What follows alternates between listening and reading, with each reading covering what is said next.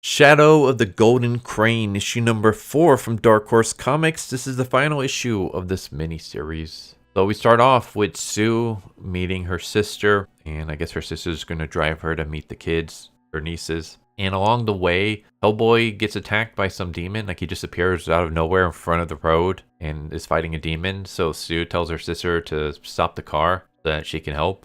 Just a huge coincidence. I mean, of all the places that Hellboy could be, what are the chances that it happens to be right in front of where you're driving? And then that's when the other guy shows up. I don't even remember his name anymore. The guy who can summon ghost monkeys. And he's being chased by a bunch of Jiangshi. It just feels very, very weird. It kind of reminds me of, if anyone watched Buffy the Vampire Slayer, it reminds me of the Xander episode, the Zeppo, where like the main cast is like fighting some world destroying monster, and then meanwhile like Xander's going on his own little adventure that doesn't really have high stakes. That's kind of what this feels like, where it's just like Sue's just going to hang out with her sister and her nieces and nephews and stuff, and then meanwhile we got Hellboy fighting some giant demon. We got the ghost monkey dude being attacked by a bunch of Jiangshi, and it just seems very, very random. But he has like these two knives. Well, it's one knife broken into two.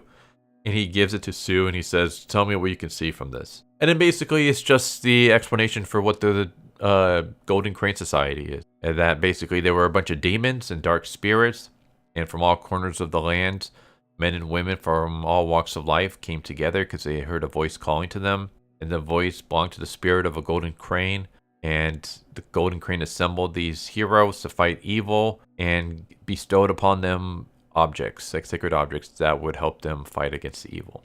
And so they went around and they fought against the evil, and they collected all these cursed items and they stored them away where they couldn't harm anyone ever again until eventually it got loose. I feel like this should have been issue number 1, because this entire time you don't do anything to explain what the Golden Crane Society is. But then at the very last issue, you tell us what it is. And I feel like you could have just done this in issue number 1. Just tell us what the Golden Crane Society is. And that could have been the setup. Like, you immediately start with this. Now we know what it is. What does this have to do with anything?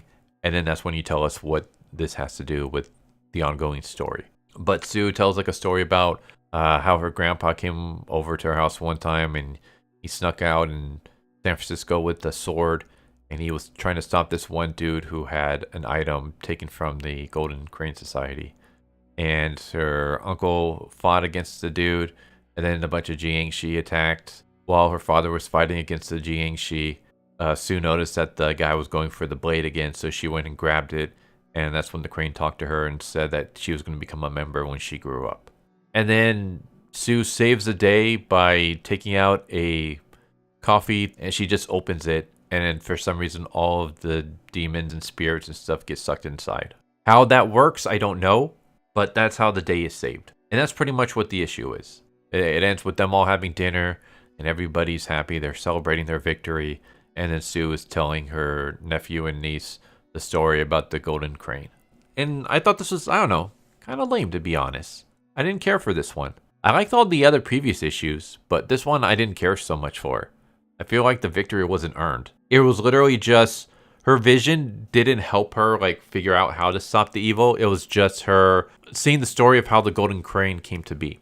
And that should have been issue number 1. When she was introducing like her grandparents and how they were part of some secret society. That's when you should have mentioned the backstory of the Golden Crane. And then the rest of the series could have been, you know, what does the Golden Crane have to do with their current mission? Something like that. But it feels like this story just, I don't know, the series went from one thing to another to another. Like the first issue, we were introduced to this mysterious group called the Golden Crane. We didn't really know what it was, just that it had some kind of connection to Sue. And then we were introduced that a bunch of items that they had were stolen and they're scattered across the world and we have to get them back. Otherwise, a lot of great evil can be done. And then the next few issues were just, hey, here's some backstories of like some Golden Crane members in the past and some items that they had. And then this issue was, here's what the Golden Crane Society is, and here's how Sue's family is involved. And here's Sue opening up a coffee cup to suck in evil and save the day. The end. I think we either needed to drop the whole anthology thing and just have one coherent story, like maybe just one villain who I had stolen something big from the Crane Society, something super important. Maybe he stole a couple little smaller things that he's given to his henchmen, and he sent his henchmen out to slow down Hellboy and the group. And they're like basically they have to go through the henchmen to gather clues to where the head honcho is hiding, and then they confront him at the end, and that's the series. Or you double down on the anthology and you have Sue just be like an Elvira character or a Crypt Keeper character, where we just see her. Maybe she is one of those where she works for Hellboy's like group. She's basically like the historian, where she just sits behind a desk. People come and they give her objects, and then she's able to sense the history of the object, and then she can write it down so that it goes into the history books, so that if something were to ever happen similar again, then there's an archive of how it was stopped in the past. And so each issue can just be like, hey, here's an item that we got. We need the history of this. We need to know what it was used for in the past and how it was stopped. And then we see Sue touch the item, and then she gets transported into the mind of someone in the past and how they dealt with the item and stuff like that. And that could have been what the series is. It's just every single issue, it's a separate item, and she's just telling the history of them.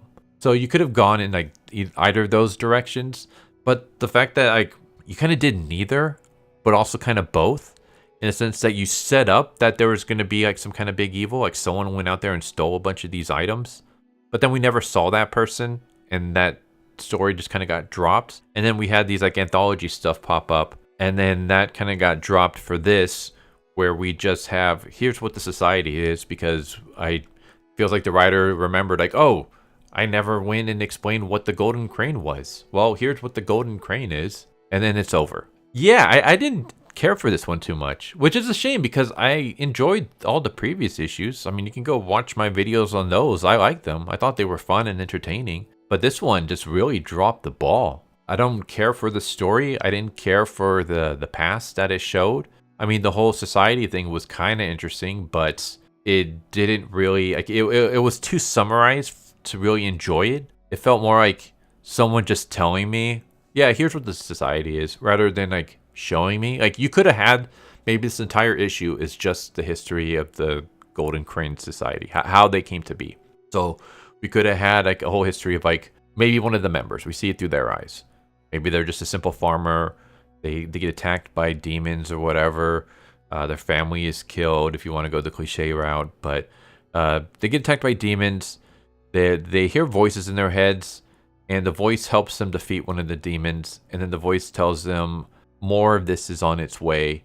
I need you to come here so that I can bestow upon you powers to fight against this evil. And so he goes, and as he's journeying, he meets a bunch of other people that are also on the same journey.